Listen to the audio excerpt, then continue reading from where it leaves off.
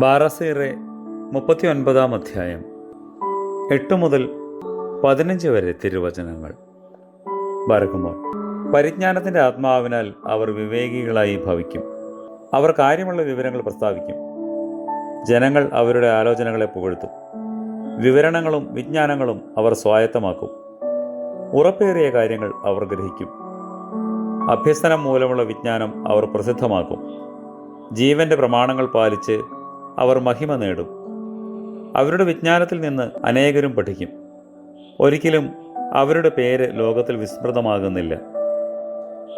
അവരുടെ സ്മരണ ഒരിക്കലും മാഞ്ഞു പോകുകയുമില്ല. അവരുടെ പേര് തലമുറ തലമുറയായി സ്മരണയിൽ നിൽക്കും.